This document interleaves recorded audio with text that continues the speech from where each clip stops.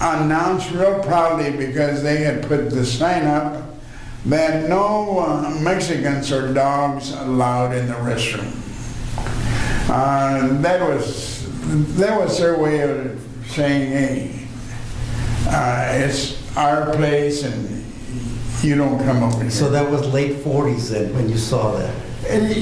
Yeah. Yeah. We would also try to, we had a little group of guys who were called the Kingsmen. You might have heard of us. And we would try to go, hey, we're going to go see what's going on uptown. As we went across the tracks going north, the assistant chief of police at that time would be up there and say, where are you boys going? And we would announce real proudly that we're just going to be walking around, taking a look at what's going on the north side of town. And he would announce right away, know that you're not going to go north. You Mexicans get back south where you belong. A lot of those little things that happened like that, they were corrected. They were corrected, believe me. Now tell me, if you can, remember the guys that were in the Kingsmen. Who were they? The Kingsmen, they were good guys. Bobby Velasquez, Rudy Serrano. Bobby Vasquez? Bobby Vasquez. Bobby Vasquez? Rudy Serrano, Rudy Oliva, Frank Sanchez, Junior Beltran. Okay, yeah, you. That's me, I'm guilty. And about 2 or 3 other guys. So you were Good all guys. You were all from the 7th Street area. All from 7th Street. Yeah. Yes, all from 7th Street. Yeah. And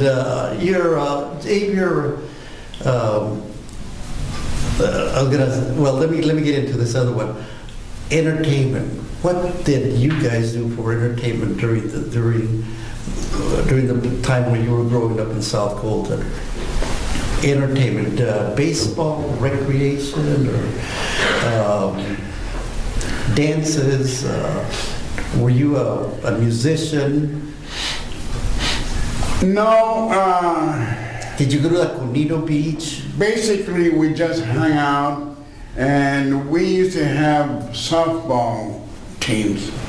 We did a lot of softball. We used to ride scooters right around the sidewalks, wherever there were sidewalks in the streets there in South Colton. We did all that, but what I did was shine shoes on 7th Street at the bars, in front of the bars, in front of a sombrero and in front of a sarape. Man, I used to make extra money, but it was beautiful. It was nice. It was really nice. Not too much recreation, not too much dancing or anything else. Music, no. We just hung out. What was your music? Was it the swing music, or that you guys were listened to and danced to? Were the swinging years? Yeah, it was the old swinging years type of music at the time. Mm-hmm. Not too much of it because radios were a little bit scarce, much less television. We never had television. We never had television. Yeah, we never. You're also a very religious guy. I'm sorry? You're a very religious guy. Have you always been part of San Salvador Church? I was born and raised in San Salvador Church. I was baptized when I was probably 6 months old. That was 81 years ago. And I've been a member all the time. In fact, we live about 3 blocks from the church, Immaculate Conception Church, on the north side of town, a Catholic church. My children went to school there, but basically, we went to church there for a little while, but they rebuilt the church. They built a new one down in South Colton, and while they were building the church, my wife and I decided that we would move and become parishioners there at San Salvador, because San Salvador needed us more than Immaculate Conception, and we could do more for them from a financial standpoint, and from our work efforts. And we decided to go to San Salvador. Now we're still there. Unfortunately, we've got a large group of people, but unfortunately, there's not too many people that go to church there, that are left there, that were Coltonites, that lived in Colton all their lives.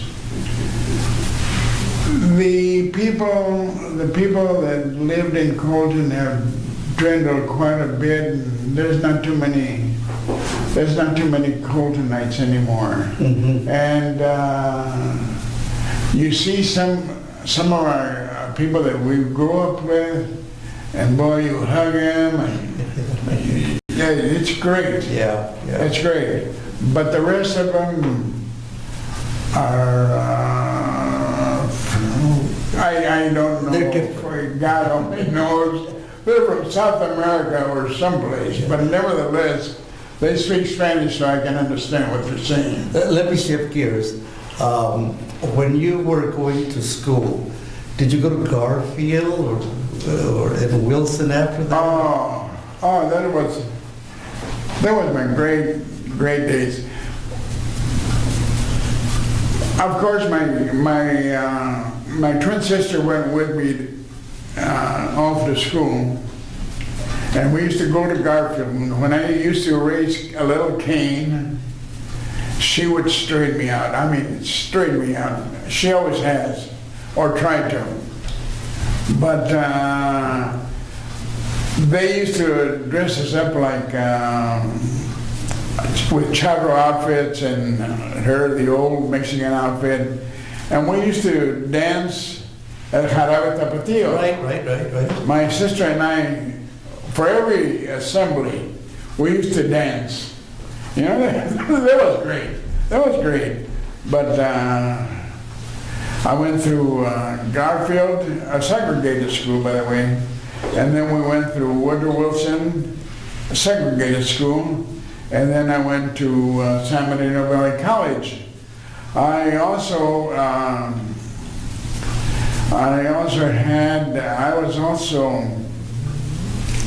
became, and I'm probably the only one that I know of, I'm the only president of a local PTA that is, or the only person that has served as president of a PTA, and that was me back at Woodrow Wilson.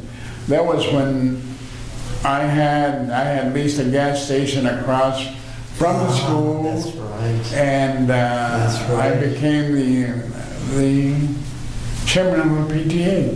That was great. Those were great days. Was it for Garfield or Wilson School? They were both together. Woodrow Wilson / Garfield PTA. Uh-huh. Great schools. One of the things you did not do when you were in those schools was speak Spanish. It was all Anglo. You had to speak English. English is spoken here. You don't speak Spanish. If you did speak Spanish, you were punished. And nowadays I understand that Spanish is in. The more things change, the more they remain the same. Yeah. I've got a great granddaughter, believe me, that goes to Charles Rodriguez School over here, a magnet school, and boy, she doesn't like that Spanish. Yeah. But she speaks the language. Well, you mentioned Charles Rodriguez, Chuck Rodriguez, Medal of Honor winner from born and raised in San Chuck, Bernardino. And then we have Medal of Honor winner from Colton. What's the name? Rudy Hernandez. Who? Rudy Hernandez? Yes. Medal of Honor South winner Colton. from Colton, from South Colton. Did you ever meet him, or did you ever? No, I never had the pleasure of meeting Rudy Hernandez. I heard a lot about him, and I don't know what happened to him. But he came in and out. That was it. Not too many people knew Rudy.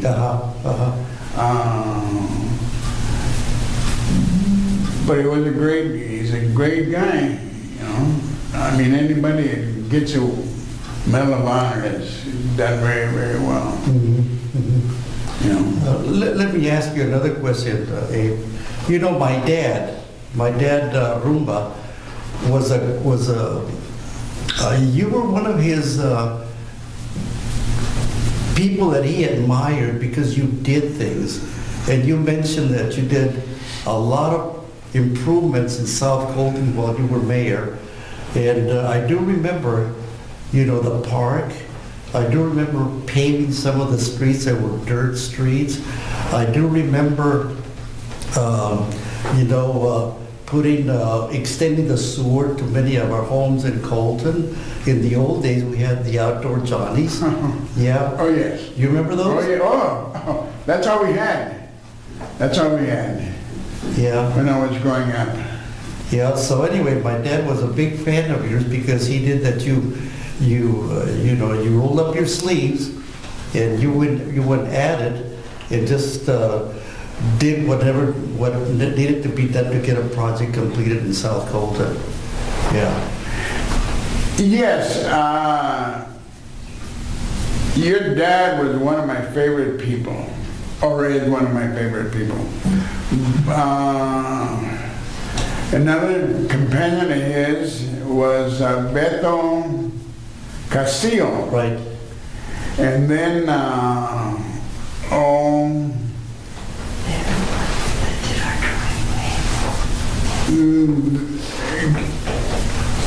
Chavez, Arturo Chavez. Oh, yes. Arturo Chavez. And in fact, they put in my driveway. Over a couple of years, and the driveway got done. It goes in a little bit, but your dad and Arturo and Beto, they're good friends of mine. Good friends of mine. Oh, I love those guys. That's what happened. Was that I would hang around with the older people, senior in age than me, but I would hang around with them. I would come Saturday and we were together. I wasn't with the Rudy Olivas anymore. I wasn't with Bobby Vasquez or Rudy Serrano or any. So I lost the young group. I see them every once in a while. but I cut my ties with him basically, and started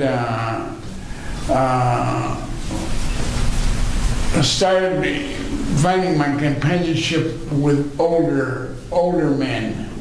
That's what moved me forward in those age groups. That's why I can mention friends like Pete Lukey and Manuel Padilla and stuff like that. Manuel Padilla was very, very, very instrumental in moving me forward.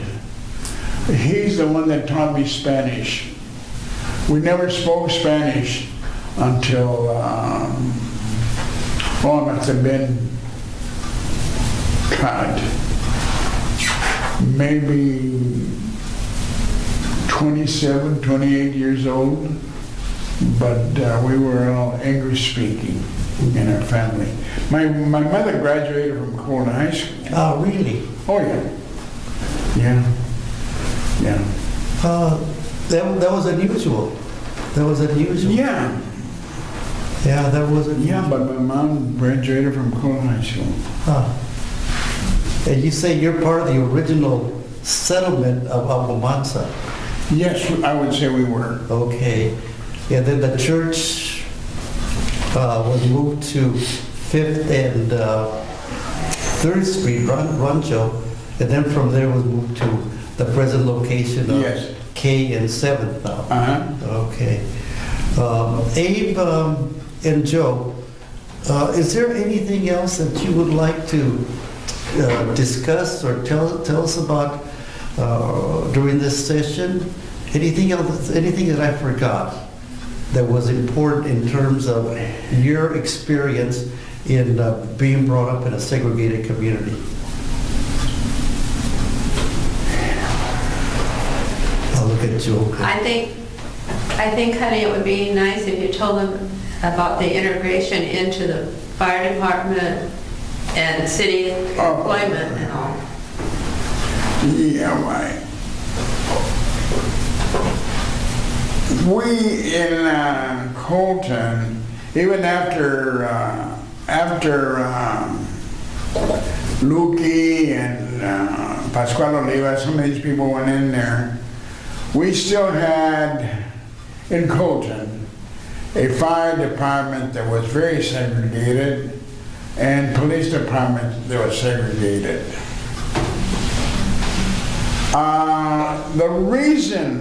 The main reason, and it's hard to say, that I ran for council was because I didn't feel that these gentlemen were doing anything about that segregation. And both of them said, oh, he's just going to get in here and raise all kinds of hell. And true enough, I did. I went in there, and one of the first people that visited my office was the fire chief and the police chief. And they were telling me what a good bombero program they had and all this and that. And I told them in so many words that I was not very interested in the little programs, that one of the ones that we were going to get was fair employment type of situation. Needless to say, within a matter of 3 months, they all had Department of Labor funds to bring in Mexican Americans into their departments. Of course, the fire chief had said that there will never be a Mexican American, or not a Mexican American, forgive me, a Mexican living under his roof or sleeping under his roof at any time. That all changed. That all changed, and I can tell you, There's just the segregation issue in Colton and what would happen to me, what has happened to us, myself personally.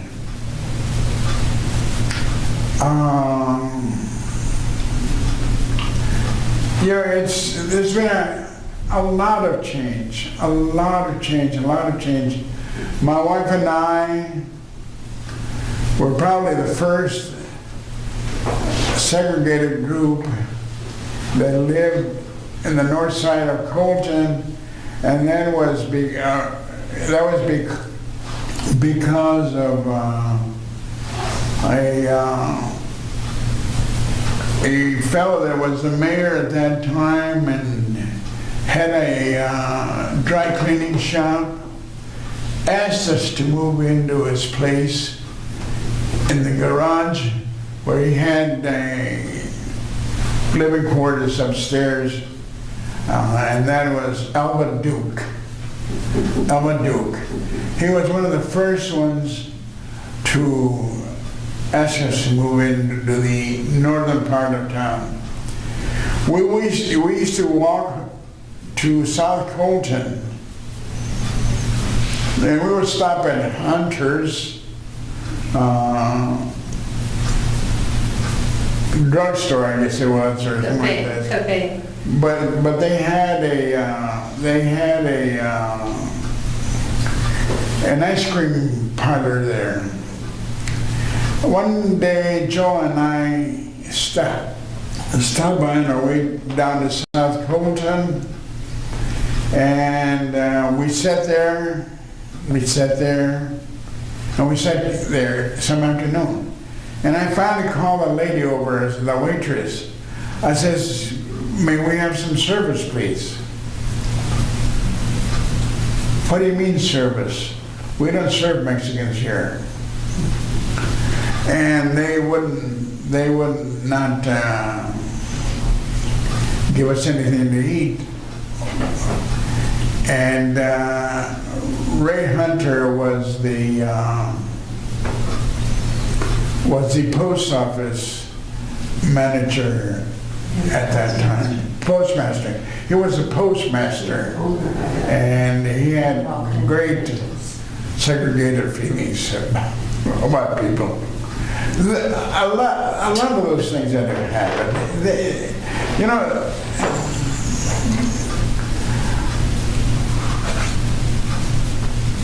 I don't know why it was that I got into so much, but I see a lot of these people my age, in my age group.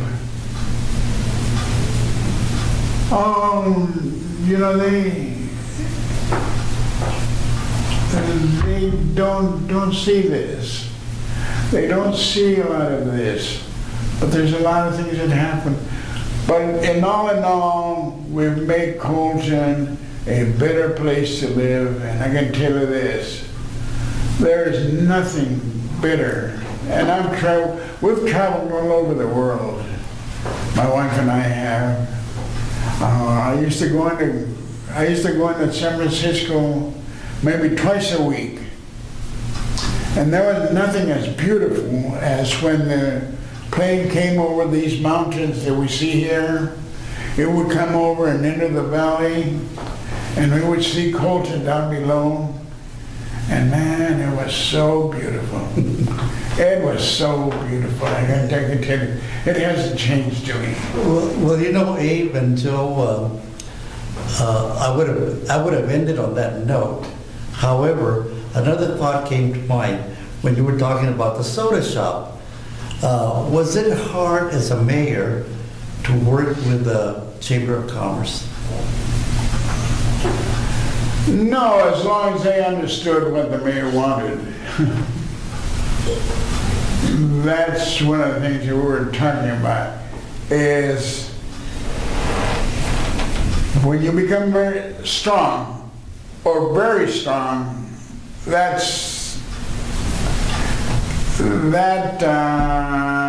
can get you a lot of things, but can get you a lot of, they don't cater to it too much, but maybe they enjoy it a little bit. They enjoy a little punishment every once in a while. And I'm ready to give it to them. Not anymore. I'm 81 years old. You still have that energy, but going back to flying in from San Francisco to our valley and landing in Ontario and then taking 20 minutes to get home, and you were back in Colton, and I tell people that Colton is a belly button, the Cusco of the world, and that's the way I feel. Well, Abe, Joanne and Candy, thank you very much for coming to the university today to share your thoughts of how it was growing up in Colton. Thank you so much. Thank you so much. Thank you. We appreciate it. Yeah. We appreciate being here. Thank you very much. Okay.